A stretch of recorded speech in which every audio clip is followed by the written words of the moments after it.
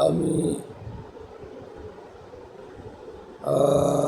শেখ সাদি রহমতুল্লাহ আলহীর গুলিস্তা বুস্তা থেকে কিছু পাঠ করছি। 3 নম্বর এটা হচ্ছে কিতা। ওখানে 2টা শ্লোক আছে। আই মুরগে সেহের ইস্ক যে পরওয়ানা বিয়ামুজ কা চোখ ছাড়া ঝাঁক সুদ ও আওয়াজ নায়ামান। অর্থ, হে প্রভাতের বুলবুলি, পরওয়ানা নিকট হইতে ইস্ক শিক্ষা করো। কীট পতঙ্গ যেভাবে আল্লাহর প্রেমে আত্মহারা হয়ে নিজেকে খুশিতে আগুনে নিক্ষেপ করে পুড়ে ছাই করে ফেলে, ওইভাবে আল্লাহর প্রেমিকরা আল্লাহর প্রেমে মত্ত হয়ে নিজেকে ভুলে বেখুদিতে মশগুল হয়ে যায়। প্রেমিক মাওলার অপরিসীম রূপের ধ্যানে মগ্ন হয়ে পড়ে। তখন তার কাছে আল্লাহ সম্বন্ধে কিছু জানতে চাইলে কিছুই উত্তর দিতে পারে না। আল্লাহর অসীম মহিমা ও আল্লাহের নিকট তার জ্ঞান হতবুদ্ধি হয়ে পড়ে। এখানে শিক্ষণীয় বিষয়টি হচ্ছে, আত্মবিসর্জন ছাড়া আল্লাহ প্রেম সম্ভব নয়। তাই আল্লাহকে পেতে হলে মনের চাওয়া পাওয়াকে বিসর্জন দিতে হবে। এ বিষয়ে কবি আরও বলেছেন, ই মুগ্ধায়া দার তলবাস বেখবর আনন্দ, খারা খে খবর সুদ খবরস বাজ নায়ামত।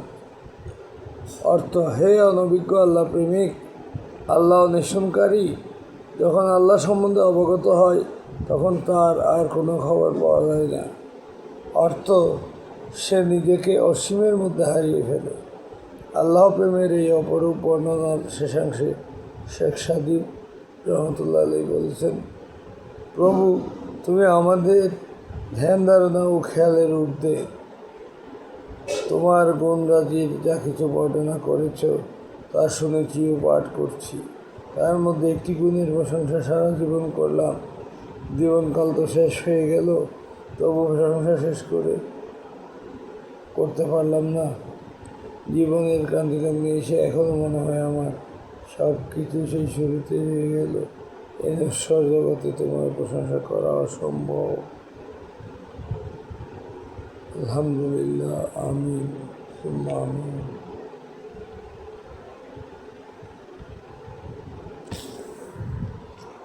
মুসলমান বাদশাহ আতাবুক আবু বকর ইবনে সাদ ইবনে জঙ্গির প্রশংসা বর্ণনা করেছেন হযরত শেখ সাদি রহমতুল্লাহ। হযরত শেখ সাদি রহমতুল্লাহ আলহীর সময়ে বাদশাহ সাদ ছিলেন খুবই সম্মান ও মর্যাদার অধিকারী। তার সুনাম সবার মুখে শোনা যেত। তার খ্যাতি বিশ্বে ছড়িয়ে পড়েছিল এবং তার মুখ নিঃসৃত বাক্যগুলো মানুষ মধুর নিয়ে আহরণ করত ও তার লিখনী স্বর্ণের পাতায় লিপিবদ্ধ করে রাখত। বাক্য বর্ণনার ভাবভঙ্গি ও ভাষার সৌন্দর্য ছিল অতুলনীয়। সে সময়ের বাদশাহ হিসেবে তিনি হযরত সুলাইমান বাদশাহের নিয়েছিলেন। তার রাজ্যের উপর আল্লাহর রহমতের ছায়া অর্পিত ছিল। হে রব, তুমি তার উপর সন্তুষ্ট থাকো এবং তাকেও সন্তুষ্ট রাখো। তোমার রহমতের দৃষ্টি দিয়ে তার বাসস্থান উত্তম করে দাও, কেন তোমার বিশেষ বিশেষ বান্দাগণ সর্বসাধারণ তার মহব্বতের দিন ইসলামের উপর কায়েম ছিল। অর্থাৎ আমাদের শেখ সাদি রহমতুল্লাহ আলহী বাদশাহের ঘরে লালিত পালিত হয়েছিলেন। শেখ সাদি রহমতুল্লাহ আলহীর বাবা ছিলেন বাদশাহ সাদের কর্মকর্তা বা কর্মচারী অফিসার। সেই হিসেবে 7 বছর বয়সে পিতৃহারা হন। তখন থেকে বাদশাহ সাদ তাকে লালন পালন করে শিক্ষা দেন, জ্ঞান অর্জনের জন্য সুযোগ দেন। তাই তিনি তার প্রতি কৃতজ্ঞতাবশত এই প্রশংসাটি বর্ণনা করেছেন। আরেকটা বানিয়ে পড়ছি, আন্নাসু আলা দীনি মুলকিহিম। অর্থ, মানুষ তার রাজ্যের ধর্ম অনুযায়ী ধর্ম পালন করে তথা শাসকের আদর্শ মানুষের মাঝে বিস্তার লাভ করে।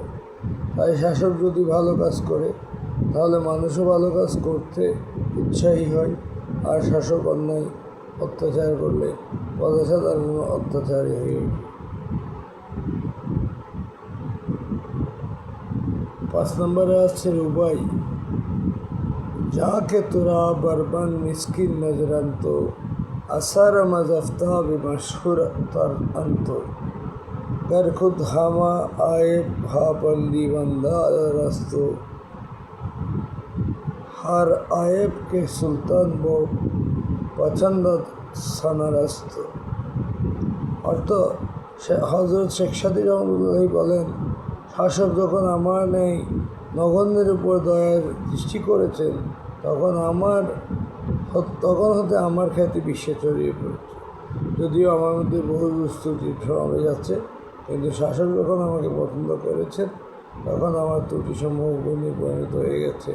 যেমন কবি বলেছেন, কিতা শেয়ারে बोले खुशबू ए दौर हम्मा में रोज से रसीद दंत महबूब बलस्तम बद गुफ्तम के बेश किया आबरी के आज बोए दलाबी दे तो मस्तम बगफ्ता मन बोले ना चीछे बुदाम वालेकिन मुद्दते बागुल निशंतम जमाल हमने शिदरमन असर कर वगर नामन हुआ हकम के हस्ताम। এগুলো সম্ভবত ইরানের ভাষা, ফার্সি ভাষা। অর্থ হচ্ছে, একদিনে এক টুকরা সুগন্ধিযুক্ত মাটি প্রিয়ার হাত হতে আমার হস্তগত হল। তার সুগন্ধিতে মুগ্ধ হয়ে আমি তাকে জিজ্ঞেস করলাম যে, তুমি মেশকো নাকি আম্বর? সেই মাটি বলল, আমি নিকৃষ্ট মাটি ছিলাম। কিছু কিছু সময় সুগন্ধিযুক্ত গোলাপের সংস্পর্শে ছিলাম, তাই তার সাহচর্যের মাধ্যমে তার সুগন্ধির প্রভাব আমার মধ্যে বিরাজ করেছে। না হয় আমার মধ্যে শুধু মাটিগুলোই বিদ্যমান ছিল।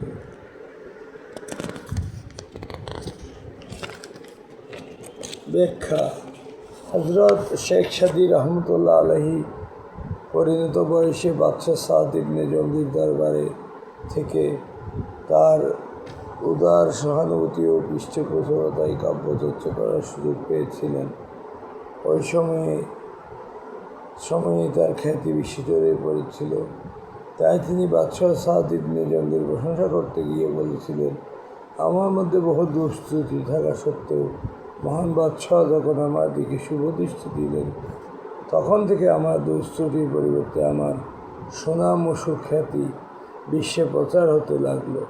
বাদশাহর দয়ার দৃষ্টির দরুন আমার ত্রুটিসমূহ গুণে পরিণত হয়ে গেল। লোকেরা প্রশংসা করতে লাগলো এবং বিশ্বে খ্যাতি ছড়িয়ে পড়ল।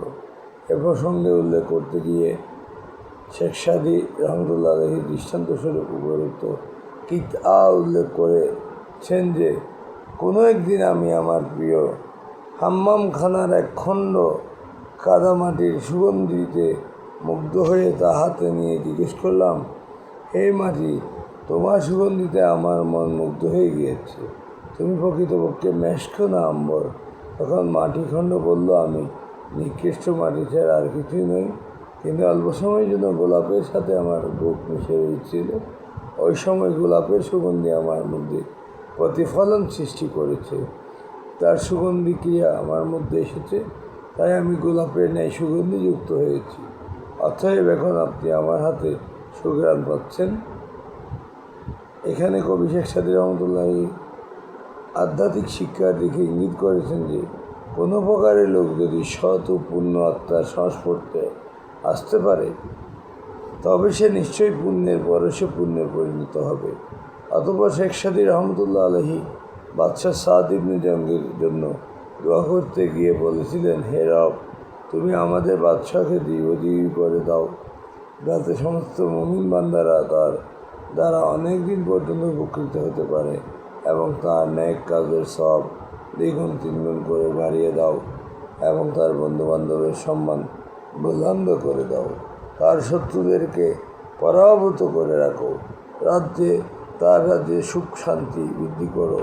হে আল্লাহ, তার পুত্রকে রক্ষা করো বর্তমান দুনিয়া বাদশাহের উচিলাই পুণ্যে পরিণত হয়েছে, অতএব তার পুণ্যের ছায়া রাজ্যের উপর দীর্ঘদিন স্থায়ী হোক এবং বাদশাহকে তুমি নিজের শক্তি দ্বারা সাহায্য করো যেন তিনি জয়ী হতে পারেন ও তার পুত্র যেন তার ন্যায় পুণ্যবান হতে পারে এবং সবাইকে পুণ্যবান করে তুলতে পারে।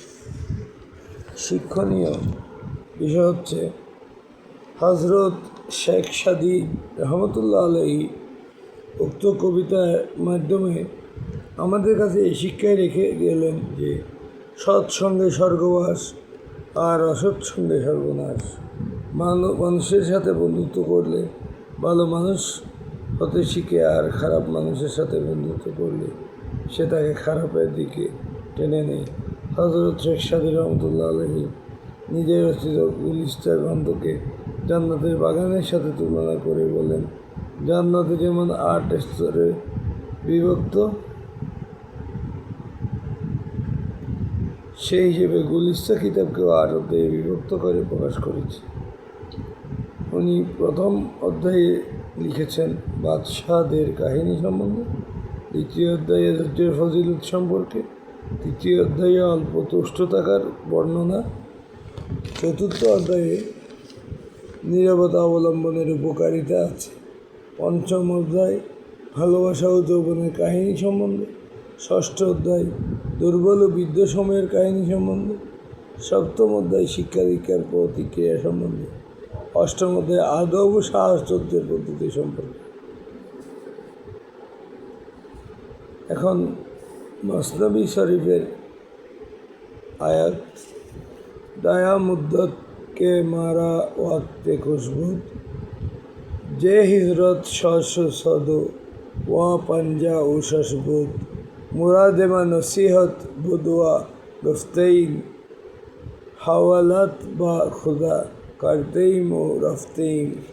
হযরত শেখ সাদী রহমতুল্লাহ আলাইহি তার গুলিস্তা গ্রন্থ রচনার সময়কাল বর্ণনার কাব্যিক ভাষায় বলেন, ওই সময় আমার এই গ্রন্থ লিখার সময় ছিল যে সময় হিজরি 656 হিজরি ছিল।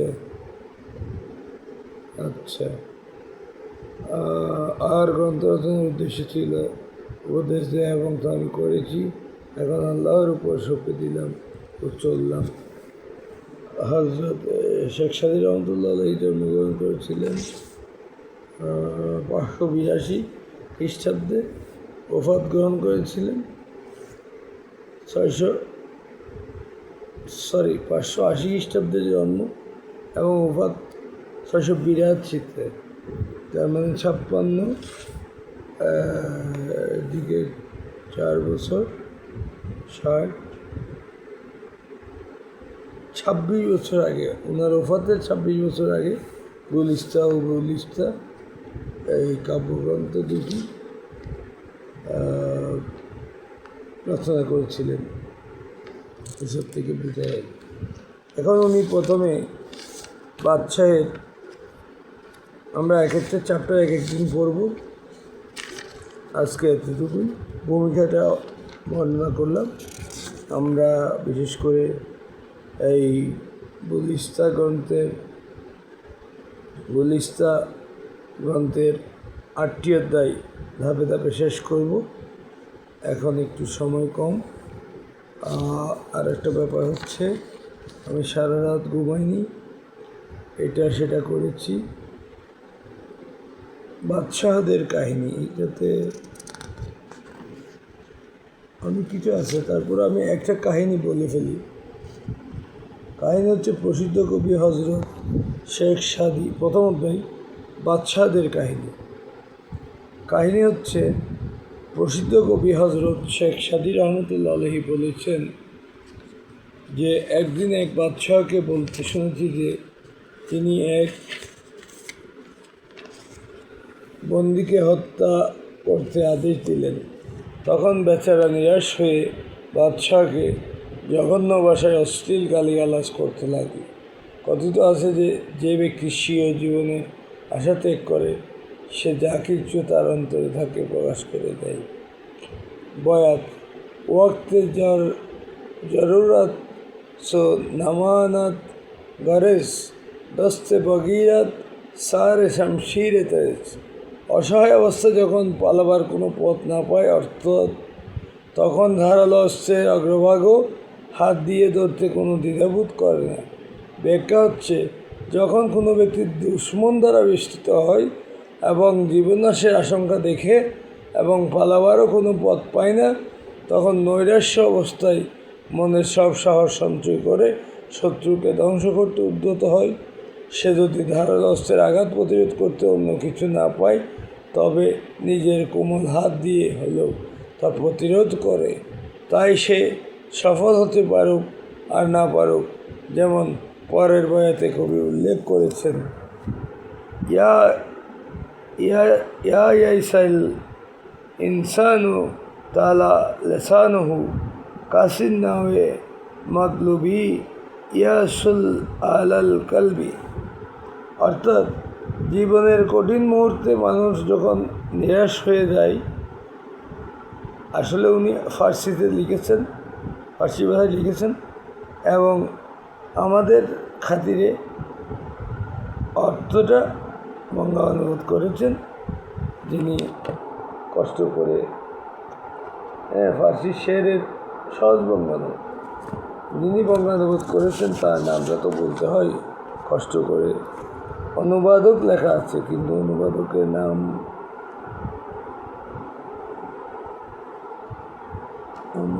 নাম তো কোথাও পাচ্ছি না। ব্যাপারটা তো এরকম না, যার কষ্টের ফসল ভোগ করছি তার সম্বন্ধে একটু জানবো না, এটা কেমন করে হয়? আমি তো প্রথমে বইয়ের ভূমিকা পড়ি, কবি পরিচিতি পড়ি, বইটি লেখার উদ্দেশ্য পড়ি। এখন এখানে আমি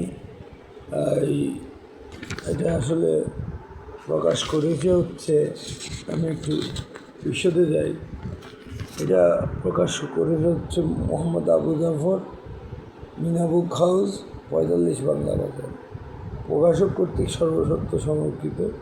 প্রথম প্রকাশ হয়েছিল অক্টোবর 2005 ইংরেজি সালে, দ্বিতীয় মুদ্রণ 2009 ইংরেজি সালে। আমি এটি কালেকশন করেছি, সম্ভবত আমার কালেক্টেড বাই দিয়ে আমার সাইন লেখা আছে।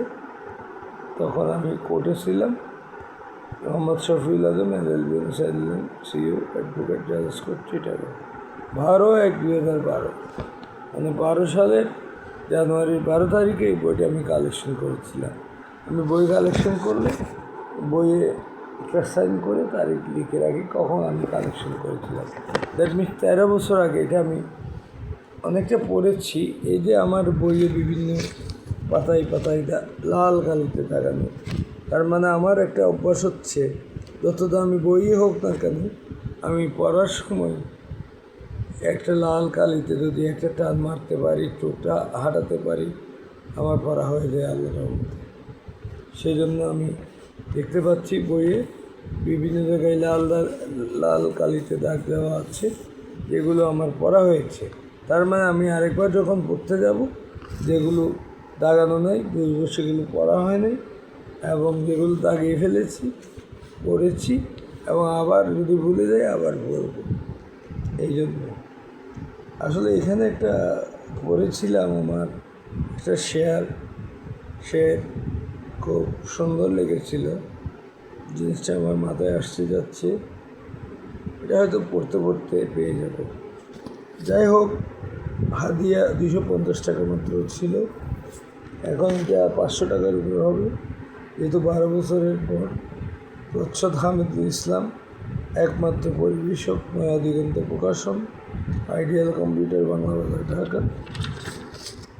মুদ্রণ দ্বীপ ড্যাশ প্রিন্টার্স।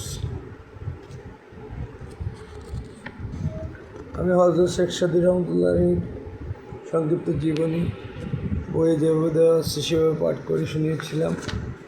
তারপরে আরও একটা জিনিস কি, ভূমিকা, প্রকাশকের অনুবাদকের ভূমিকাটাও পড়ে শুনিয়েছিলাম। হযরত শেখ সাদী রহমতুল্লাহির সংক্ষিপ্ত জীবনী বলতে আমরা ওখানে পেয়েছিলাম ওনার জীবনের 4টি স্তর, 4টি স্তরের মধ্যে রয়েছে বাল্য, কৈশোর ও যৌবন 30 বছর, জ্ঞানের জন্য চরিত্র গঠন, পরিণত বয়সে 30 বছর 60 বছর, বাকি 42 বছর ছিল বাল্য এবং কৈশোর। তিনি পরবর্তী 30 বছর আল্লাহর প্রাপ্তি সাধনায় শিওর রচনা বিন্যাস পূর্ণতা সাধন, শেষ 12 বছর মহান আল্লাহর প্রেমের মধ্য থেকে ইলমে তাসাউফের প্রসার কেন্দ্রিতে। তিনি অনেক দেশ ভ্রমণ করেছেন। গজনি, সিরিয়া, মিশর, খোরাসান, তুরস্ক, আরব, বল্ক, আফ্রিকার বিভিন্ন অঞ্চলে ভ্রমণ করেন। তিনি এ সময় ভারত উপমহাদেশে ভ্রমণ করেন।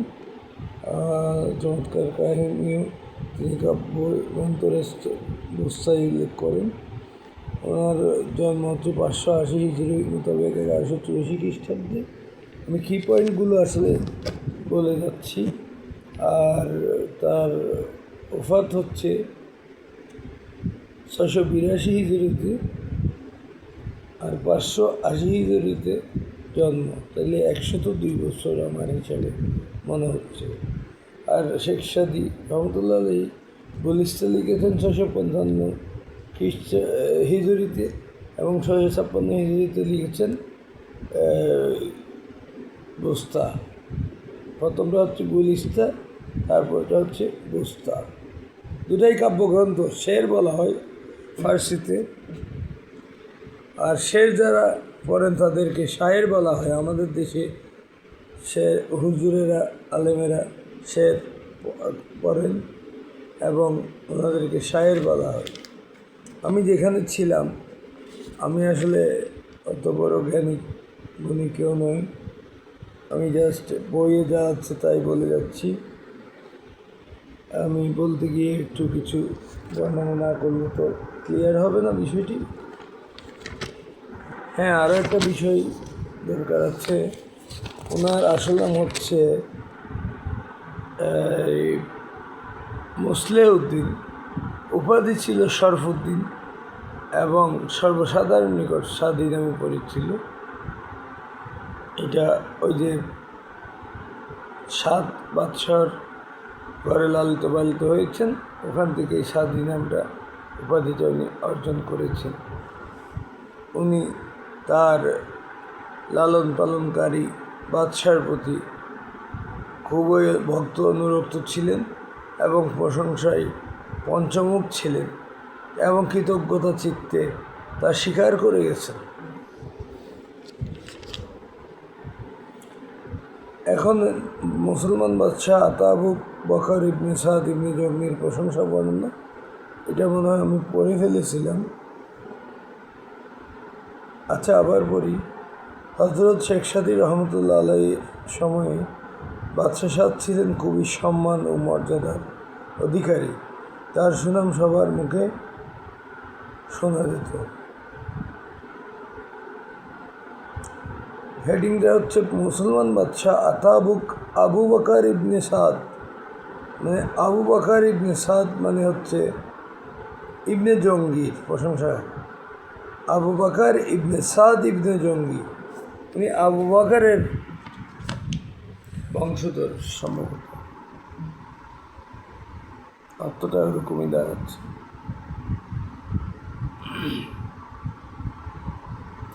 আচ্ছা, তো হজরত শেখ সাদি রহমতুল্লাহর সময় বাদশাহ সাদ ছিলেন খুবই সম্মান ও মর্যাদার অধিকারী। তার সুনাম সবার মুখে মুখে শোনা যেত। তার খ্যাতি বিশ্বে ছড়িয়ে পড়েছিল এবং তার মুখ নিঃসৃত বাক্যগুলো মানুষ মধুর ন্যায় আহরণ করত এবং তার লিখনি স্বর্ণের কথা লিপিবদ্ধ করে রাখত। বাক্য অবতারণার ভাবভঙ্গি ও ভাষার সৌন্দর্য ছিল অতুলনীয়। সে সময়ের বাদশাহ হিসেবে তিনি হজরত সুলাইমান বাদশাহের মেয়ে ছিলেন। তার রাজ্যের উপর আল্লাহর রহমতের ছায়া অর্পিত ছিল। হে রব, তুমি তার উপর সন্তুষ্ট থাকো এবং তাকেও সন্তুষ্ট রাখো। তোমার রহমতের দৃষ্টি দিয়ে তার বাসস্থান উত্তম করে দাও, কেননা তোমার বিশেষ বিশেষ বান্দাগণ ও সর্বসাধারণ তার মহাব্বতে দ্বীন ইসলামের উপর কায়েম ছিল। আলহামদুলিল্লাহ, সুবহানাল্লাহ।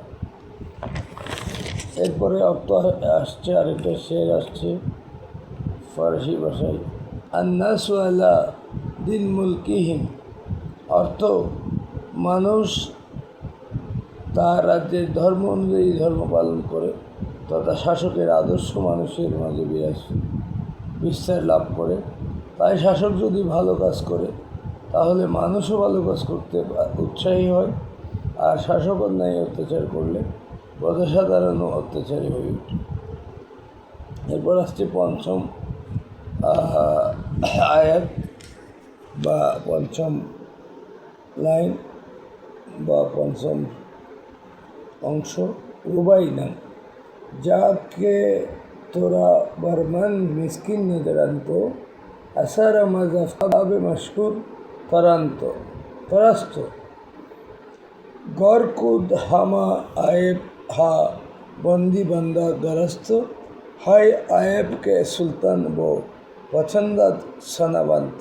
আমি আগেই ক্ষমা চেয়ে নিচ্ছি। আমাদের দেশে আলেম সমাজ তারা আরবি উর্দু ভাষা পারেন, অনেকে ফার্সি ভাষা পারেন, অনেকে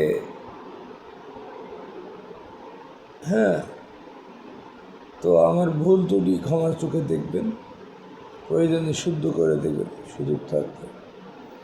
হযরত শেখ সাদী রহমতুল্লাহ আলাইহি বলেন, যখন আমার নগণ্যের উপর দয়ার সৃষ্টি করেছেন তখন হতে আমার খ্যাতি বিশ্বে ছড়িয়ে পড়েছে। যদিও আমার মধ্যে বহু দুষ্ত্রুটি সমাবেশ আছে, কিন্তু শাসক যখন আমাকে পছন্দ করতেন তখন আমার ত্রুটিসমূহ গুণে পরিণত হয়ে গেছে। যেমন কবি বলেছেন, কিতা গোলে খুশবুজ এদর হাম্মামে রশি রসিদ আজ দস্তে মাহবুবে বদস্তম বদু গুফতাম কে মেশকি ইয়া আবেরি কে আজ বুয়ে দলাবিজে তোমস্তম বগফতা মান গোলে না চিজে মুদাম ওয়া লেকিন মুদ্দতে বাগুল নশস্তম জামাল হামনে শিধর্মন আসর করত ওয়াগর নমন হোমা খাখম খে হস্তম।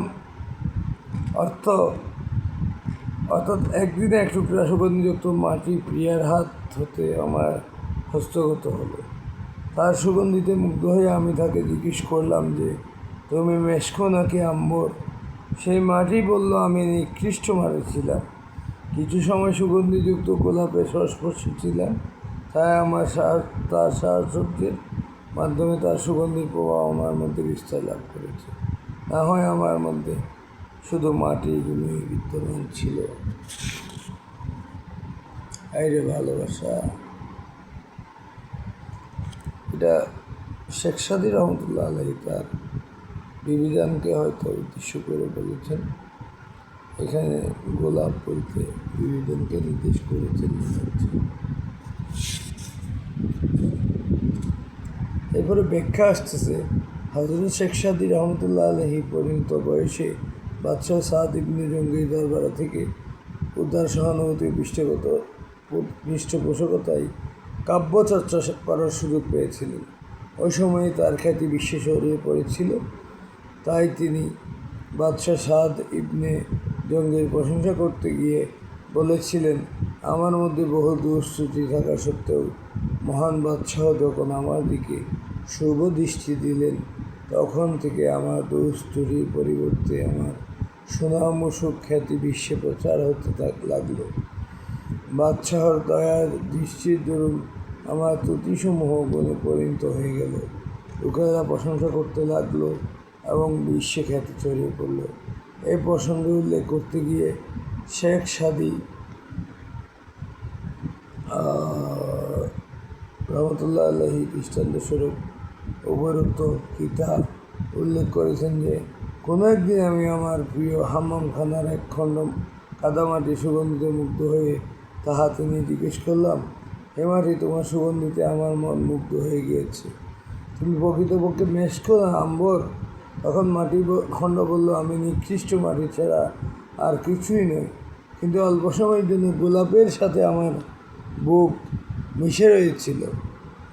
ওই সময় গোলাপের সুগন্ধি আমার মধ্যে প্রতিফলন সৃষ্টি করেছে, তার সুগন্ধি ক্রিয়া আমার মধ্যে এসেছে। তাই আমি গোলাপের ন্যায় সুগন্ধিযুক্ত হয়েছি। অতএব এখন আপনি আমার হাতে সুগ্রাণ পাচ্ছেন। এখানে কবি শেখ সাদী রহমতুল্লাহ আধ্যাত্মিক শিক্ষার দিকে ইঙ্গিত করেছেন।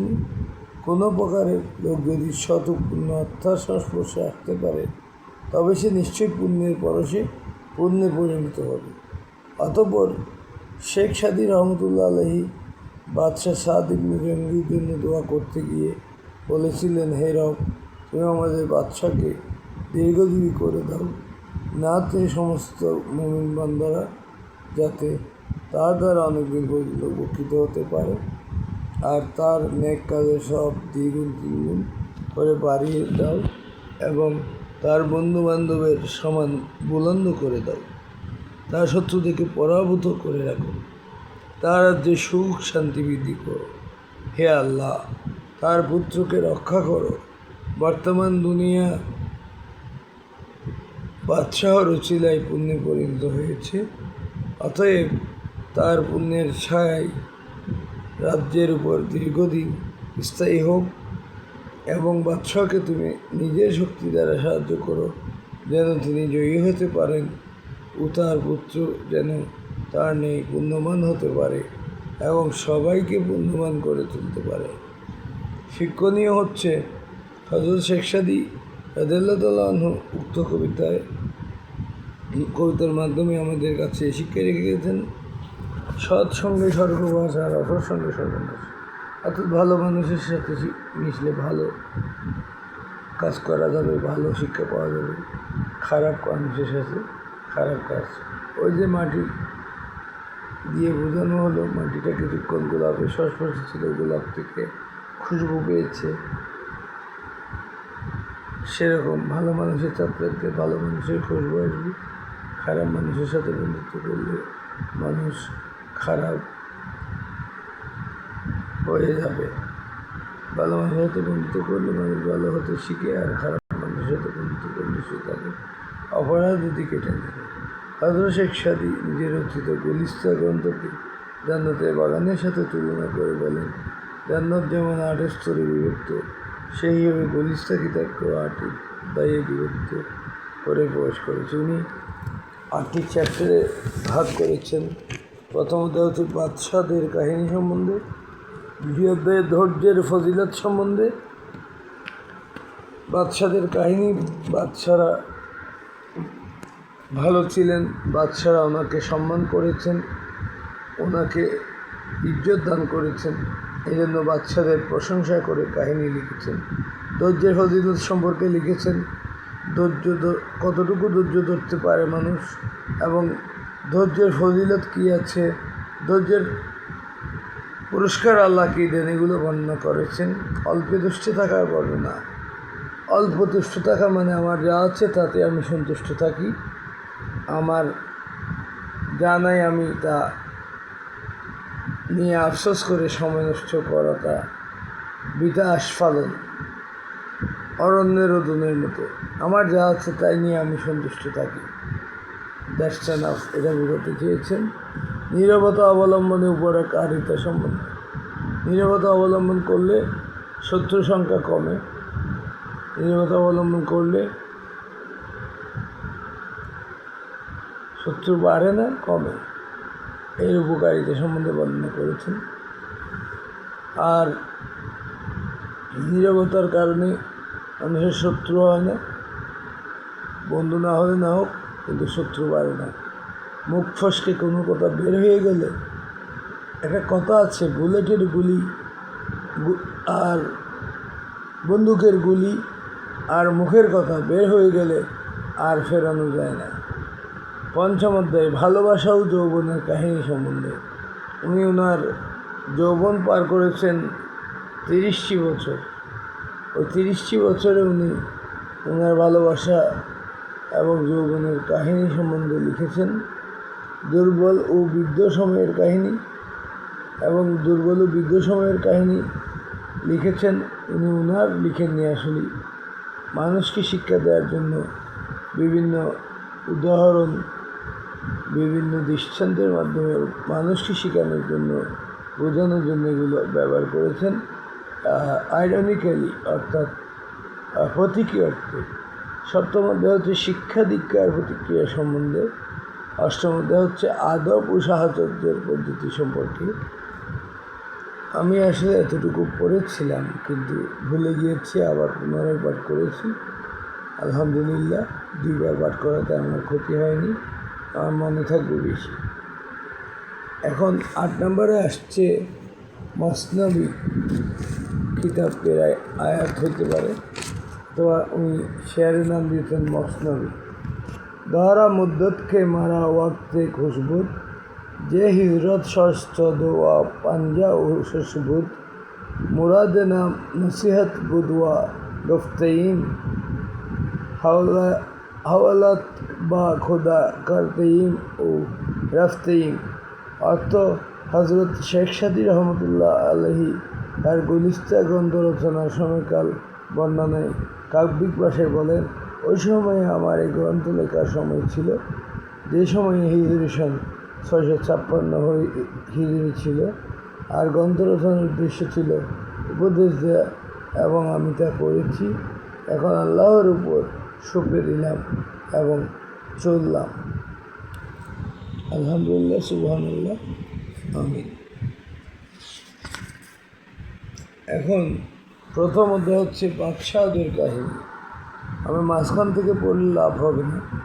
আমি আসলে এটা 1 ঘন্টার একটা রিল বানাতে চাচ্ছি, 1 ঘন্টার একটা ভিডিও ক্লিপস বানাতে চাচ্ছি।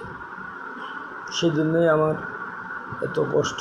আমি রাতে ঘুমাইনি, এখনও ঘুম পাচ্ছে, কিন্তু আমার এই পড়ার আগ্রহটা আমি শেষ করতে পারছি না। আমার পড়ার আগ্রহটা মরছে না। প্রথম অধ্যায় বাদশাহদের কাহিনী হচ্ছে প্রসিদ্ধ কবি হজরত শেখ সাদী রহমতুল্লাহ বলেছেন, একদিন এক বাদশাহকে বলতে শুনেছি যে তিনি এক বন্দীকে হত্যা করতে আদেশ দিলেন। তখন বেচারা নিরাশ হয়ে বাদশাহকে জঘন্য ভাষায় অশ্লীল গালিগালাজ করতে লাগলো। কথিত আছে যে ব্যক্তি স্বীয় জীবনের আশা ত্যাগ করে ফেলে, সে যা কিছু তার অন্তরে থাকে প্রকাশ করে দেয়। যখন দেখে যে ইংলিশে বললে হয়, higher one's life is at stake, he can do everything to save himself ও হারসেলফ। এইখানে বয়াত আছে, ওয়াক্তে জরুবত ছো নমানত গরজ দস্তে বগিরত সারে শমশির তেজ। অর্থ, অসহাবস্থায় যখন পালাবার কোনো পথ না পায়, তখন ধারালো অস্ত্রের অস্ত্রভাগও হাত দিয়ে ধরতে কোনো দ্বিধাবোধ করে না। ব্যাখ্যা, যদি কোনো ব্যক্তি দুশমন দ্বারা বেষ্টিত হয় এবং জীবন নাশের আশঙ্কা দেখে এবং পালাবারও কোনো পথ পায় না, তখন নৈরাশ্য অবস্থায় মনে সব সাহস সঞ্চয় করে শত্রুকে ধ্বংস করতে উদ্যত হয়। সে যদি ধারালো অস্ত্রের আঘাত প্রতিরোধ করতে অন্য কিছু না পায়, তবে নিজের কোমল হাত দিয়ে হলেও তা প্রতিরোধ করে, চাই সে সফল হতে পারো আর না পারো। যেমন পরের বয়াতে কবি বলেছেন, ইয়া ইয়াইসাল ইনসানু তালা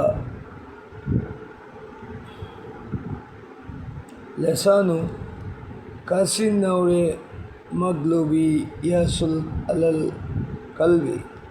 অর্থ, জীবনের কঠিন মুহূর্তে মানুষ যখন নিরাশ হয়ে যায়, তখন কি তার জিহ্বা লেগাম ছাড়া হয়ে যায়, অর্থাৎ মুখে যা আসে তাই বলতে থাকে।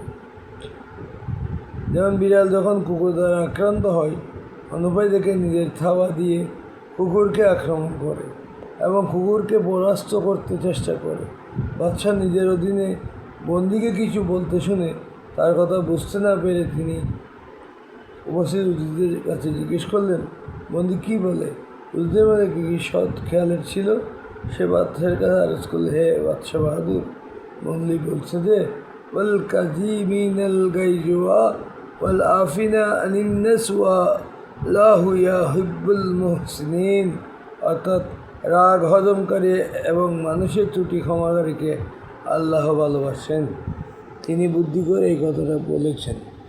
তখন বাদশার মনে রাগ হজমের চিন্তা আসলো। পরবর্তীতে কী লেখা আছে আমি পড়ি। এই কথা শুনে বাদশাহর দয়া হলো, তিনি সেই বন্দির হত্যার আদেশ বাতিল করে দিলেন। কিন্তু দ্বিতীয় উজির তার বিরুদ্ধে ছিল। সে বলল, আমাদের সহকর্মীদের মধ্য হতে কারো বাদশাহ দরবারে শক্তি ছাড়া মিথ্যা বলা উচিত নয়। এই বন্দি বাদশাহকে জঘন্য ভাষায় গালিগালাজ করেছে। বাদশাহ তার কথায় কর্ণপাত করলেন না। মুখায়ব বন্দিকে ফিরিয়ে নিয়ে বললেন যে, ওই মিথ্যা যা প্রথম উজির বলেছে তা আমার কাছে অধিকতর পছন্দ হয়েছে তুমি যে সত্য বলেছ তার চেয়ে, কেননা তার উদ্দেশ্য সৎ। তোমার কথার উদ্দেশ্য অসৎ এবং পাপ। জ্ঞানী ব্যক্তিরা বলেছেন, সৎ উদ্দেশ্যের জন্য মিথ্যা উত্তম, অসত্যের জন্য সত্য ভালো নয়। অর্থাৎ কাউকে বাঁচাতে গেলে সৎ উদ্দেশ্য নিয়ে কোনো মিথ্যা বললে তাতে কোনো দোষের কিছু হয় না। আবার যদি সৎ উদ্দেশ্যের জন্য মিথ্যা উত্তম, অসত্যের জন্য সত্য ভালো নয়। অর্থাৎ অসত্য প্রকাশের জন্য সত্য বলাটাও ভালো নয়। সৎ উদ্দেশ্য থাকলে তার জন্য মিথ্যা বলা জায়েজ আছে, এটাই বলতে চেয়েছেন। এটা তার মুখের কথা নয়, এটা হচ্ছে হজরত শেখ সাদী রহমতুল্লাহ আলাইহির কথা। শের हर के शाह आ कुनद क्यों ओ कुएत হিফে বাসত কে জুজ নেক কুয়েত। অর্থাৎ যখন বাদশাহ তাই করবে যা সে বলবে, তখন কল্যাণ ছাড়া কল্যাণ বলা দুঃখের বিষয় হবে। লতিফা ফরিদুন বাদশাহের বালাখানের উপর ক্ষুদিত ছিল। এখন আসলাম 12 নম্বর। আমি 11 নম্বর পর্যন্ত পড়ে ফেলেছি অন্ধকারে। একটু লাইটটা জ্বালাই। এখন 12 নম্বরে আসছে, নাম দেওয়া হয়েছে শরীফ মসনবী। জাহান আই বেয়াদর নমাদত বকাচ দিল অন্দর যাহা आफरी बंदो बच मकन ताकिया बब मुल्क दुनिया ও পোস্তো কে বেসিয়ারে কাস ছুতু পরওয়ারাত ও কুস্তো ছুয়া হাঙ্গা রফতন কুনাত জানে পাক ছেবর তখতে মুরদান ছেবর রুয়ে খাক। অর্থ, হে ভাই, দুনিয়া কারোর জন্য চিরস্থায়ী আবাস নয়। এখানে আমরা সবাই মুসাফির। অতএব তোমার মন আল্লাহর প্রতি নিবন্ধ করো এবং তার যথেষ্ট মনে করো। এই বিরাট পৃথিবীর বুকে কোনো কিছুর ভরসা করো না, কেননা পবিত্র রূহ যখন চলে যাওয়ার জন্য উদ্যত হবে, তখন শাহী বালাখানার মৃত্যু হওয়া যে কথা, মাটিতে মৃত্যু হওয়া একই কথা। ব্যাখ্যা হচ্ছে, খোরাসান শহরের কোনো এক বাদশাহ সুলতান মাহমুদ ইবনে সবুক্তগিনকে স্বপ্নে দেখালেন যে তার সমস্ত শরীর পচে গলে মাটির সাথে মিশে গেছে, কিন্তু শুধু তার চোখ দুটি কোঠরির মধ্যে ঘুরছে এবং চতুর্দিকে নজর করে দেখছে। তখন স্বপ্নের তাবির করার জন্য অনেক আলেমকে সমবেত করা হলো।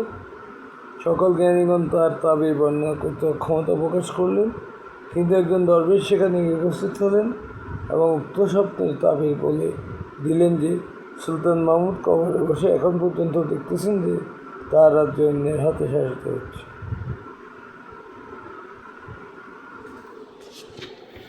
আচ্ছা, 13 নম্বরে আছে কিতা बच नमोर बजर जमीन दफन कर द अंध कज हस्तिश बरुए जमीन एक निशन अमानत आफिरे लशारा के सप्रा दंदो जीरे खाक खाक चुना बखरत खाजुस्सो खान अमानत जिंदास्त फर्रक नौशीर व बखायर गार से बाद से गुजास्तों के नौशीर व नमानत खैर कुन आए फूला उ गनीमत उमर शुमार उमर जा पेस्तर के बांगे बर आयत फुला नमानत।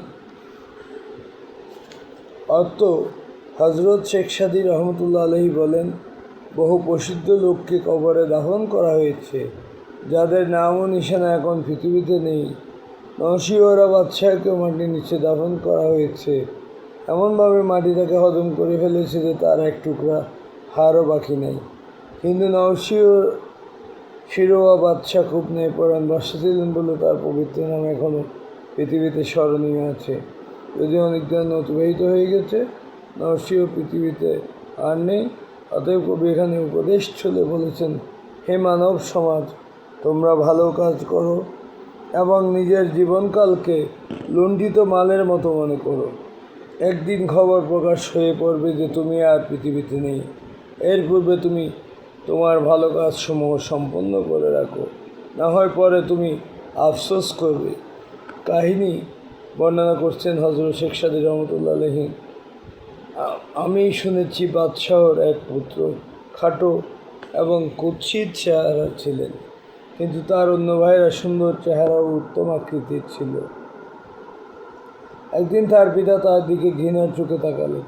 পুত্র তার এলমের বিচক্ষণতার দ্বারা বুঝতে পারল যে তার পিতা তার দিকে ঘৃণার দিকে তাকাচ্ছে। তাই সে পিতাকে বলল, হে আমার পিতা, খাটো গঠন বিশিষ্ট বুদ্ধিমান, লম্বা মোটা তাজা নির্বুধ হতে উত্তম। কখনো হতে পারে না যে কোনো বস্তু গঠনে বড় হলে তার মূল্য বেশি হবে, কেননা বকরি গঠনে অতি ছোট তথাপি সে পাক, আর হাতি যদিও দেখতে অনেক বড় তথাপি তা হারাম। সুবহানাল্লাহ, কত জ্ঞান গর্ব কথা।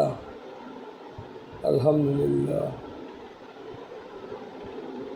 মানে বকরি মানে ছাগল না, বকরি ছাগল বা মেষ এই জাতীয় কিছু। বকরি গঠনে ছোট, কিন্তু এটা হারাম না, হালাল। কিন্তু হাতে অনেক বড়, তার মিনিমাম 20-30 মণ মাংস হয়ে যাবে, কিন্তু তার মাংস হারাম। এজন্য বলা হচ্ছে যে কোনো বস্তু গঠনে বড় হলে তার মূল্য বেশি হবে, এটা ঠিক না। খাটো গঠন বিশিষ্ট বুদ্ধিমান মানুষ লম্বা মোটা তথা নির্বুধ হতে উত্তম। সে হচ্ছে আকাল্লু জিবালিল আরদি তুরন ওয়া ইন্না লা আজামু ইন্দাল্লাহি কাদরা ওয়া মানজিলা। পৃথিবীর পর্বতগুলোর মধ্যে তুর পর্বত সবচেয়ে ছোট, কিন্তু এটা সম্মান ও মর্যাদার দিক দিয়ে আল্লাহর নিকট অতি উত্তম। কারণ হচ্ছে কি, শিক্ষণীয় হযরত শেখ সাদী রহমতুল্লাহ আলাইহি এখানে বোঝাতে চেয়েছেন, দেহের সৌন্দর্য আর বিশালত্বের মাঝে মানুষের গুরুত্ব নিহিত নয়, তার জ্ঞান বিবেক বুদ্ধি ও চরিত্রই তার শ্রেষ্ঠত্বের মাপকাঠি। পিতার একথার জবাবে তখন সেই খাটো পাতলা বুদ্ধিমান পুত্র পিতাকে সম্বোধন করে বলল যে, কিতা আ শানিদি কে লাগে রে দানা, গুফতে বারে বাবলা হে ফারবে, আজ পিতাজি আগার জাইফে বুত, হাম সুনা আজ তাও বিলায় খারবে। অর্থ, হে পিতা, আপনি কি শুনেননি যে দুর্বল বুদ্ধিমান মোটা তাজা বোকার চেয়েও উত্তম? আরও বলল যে আরবি ঘোড়া যদিও দুর্বল হয়, ওই দুর্বল অবস্থায় সে মোটা তাজা গাধার চেয়েও বেশ উত্তম। ছেলের এমন কথায় পিতা হেসে উঠলেন এবং সভাসদেরাও তার কথা পছন্দ করলেন। ভাইরা প্রাণে অত্যন্ত বেদনা অনুভব করল। 16 নম্বরে আসছি। 16 নম্বর হচ্ছে কিতা তা মর্দে ছখন না গফতা বাসত, আয়েব ও হোনারস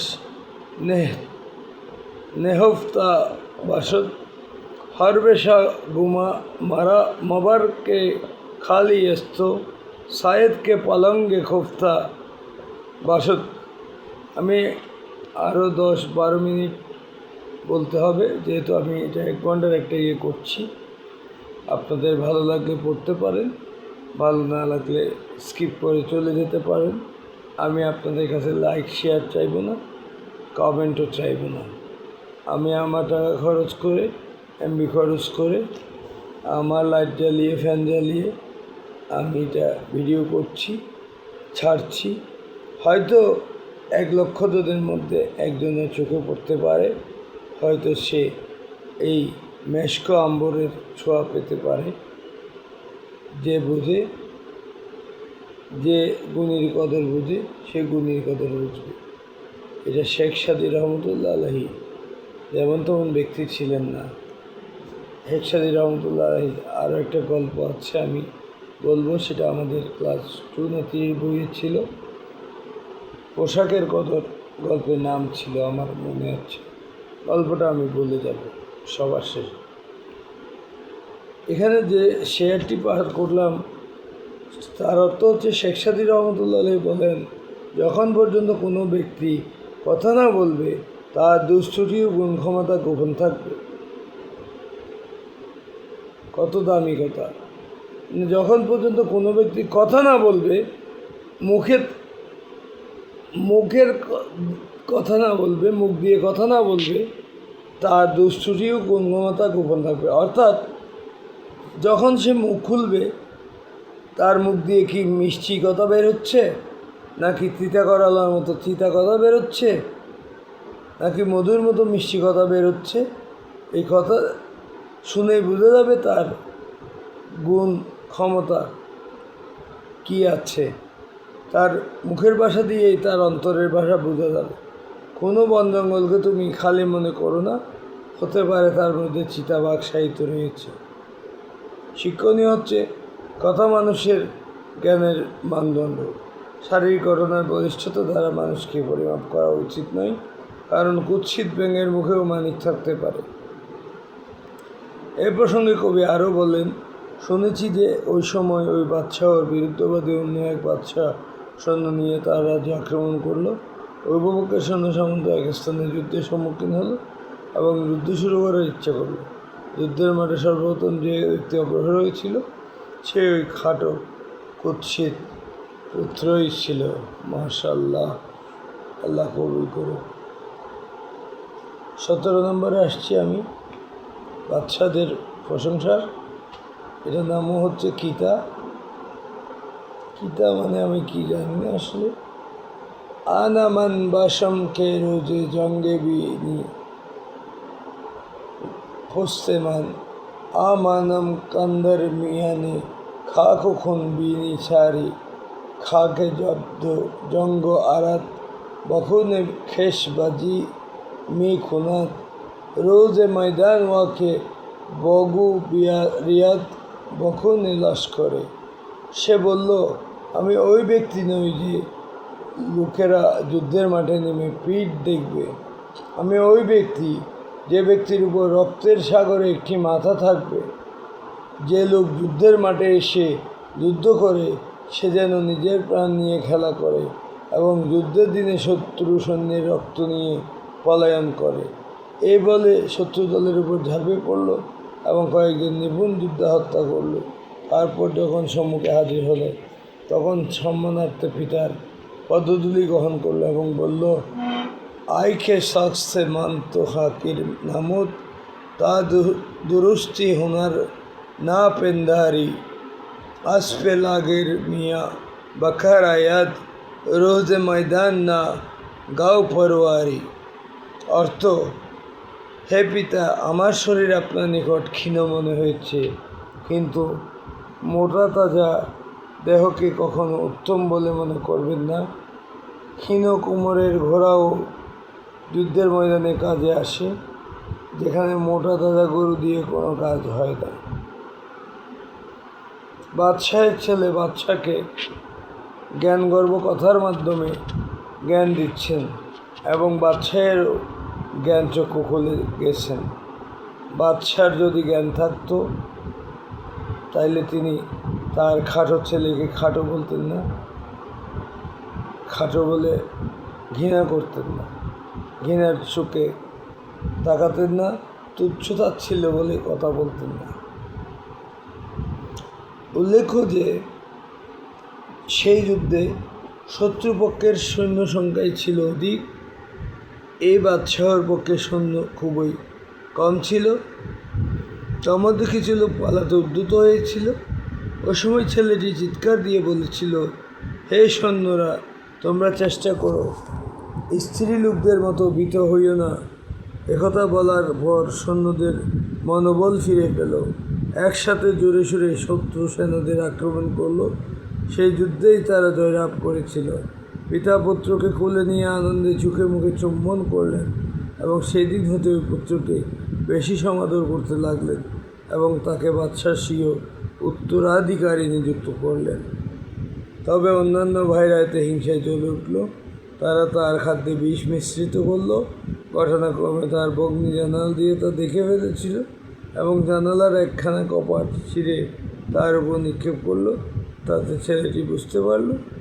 ফলে সে খাদ্য হাতে হাত উঠিয়ে নিল এবং বলল, খস নয়ান আদ বাজরে ছায় বুম ওয়ার হোমা আজ জাহা মাধুম। অর্থ,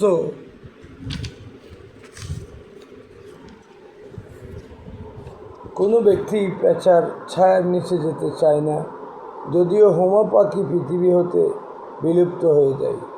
বাদশাকে উক্ত ঘটনা অবহিত করা হলো। বাদশা ছেলেদেরকে রেখে সমুচিত লজ্জা দিলেন।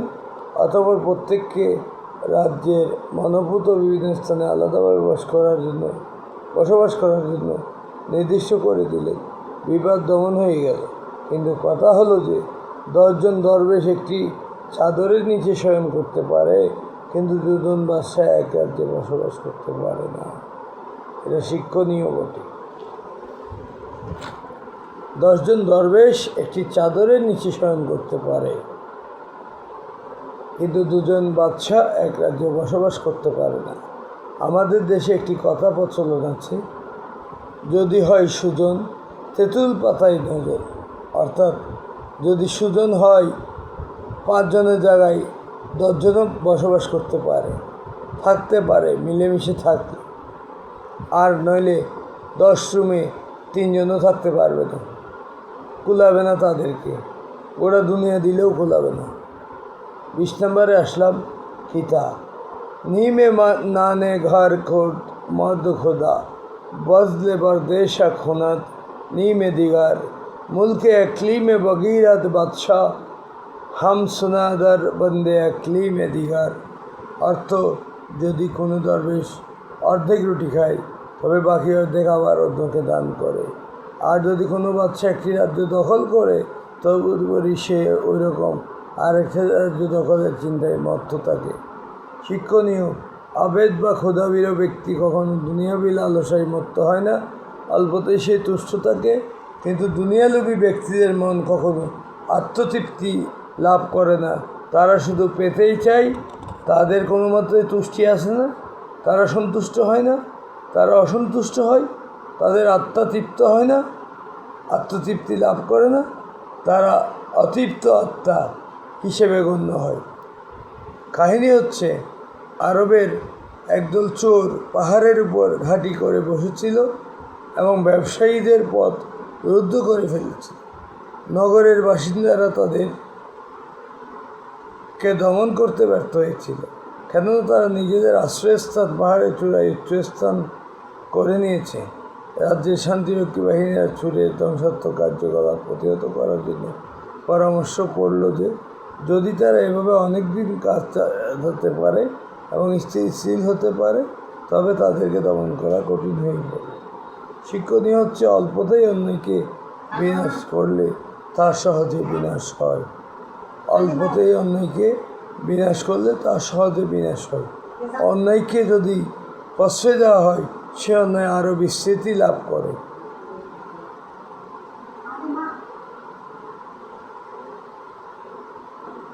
मसनवी दरख्ते के अखनों के रफ्तास्ते पाए बेंद रुए शख्स बर आइते যায়। যে বৃক্ষের সবেমাত্র শিকড় ধরেছে, তা এক ব্যক্তির শক্তিতেই সমলে উৎপাটিত হয়ে থাকে। কিতা হচ্ছে পেছারে নোহে বাবদা বেনে স্বাস্থ্য খানদানে নবুয়াতাস সোম শোধ গুমশোধ খানদানে নবুয়াতাস গুমশোধ ছগে আসহাবে কাহাব রোজ চান্দ পায়ে নেকা গেরফত মরদম শোধ। অর্থাৎ হজরত নূহ আলাইহিস সালামের পুত্র কেনান যখন অসত্যকের সাথে মিশে গেল, তখন কেনান তার নবুয়তি বংশের মর্যাদা হারিয়ে ফেলল। আসহাবে কাহাবের কুকুর কয়েকদিন সৎ লোকের সাথে থেকে নেককার হয়ে গেল। উজির একথা বলল এবং সভাসদদের মধ্যে হতে একজন তার সুপারিশে সমর্থন করল। তখন বাদশাহ নিঃশ্বাসত্বে ওই বলকে হত্যা করার আদেশ রহিত করে দিলেন এবং বললেন যে যদিও ক্ষমা করে দিলাম, কিন্তু তা আমি ভালো মনে করলাম না। মানে ওই বালককে ক্ষমা করে দিলেন, কিন্তু ভালো মনে করলাম না। আমার এক ঘন্টা পুড়িয়েছে। এখন আমি শেখ সাদী রহমতুল্লাহ আলাইহির একটা গল্প বলছি। ক্লাস 2 কিংবা 3 বইয়ে পড়েছিলাম, পোশাকের কদর।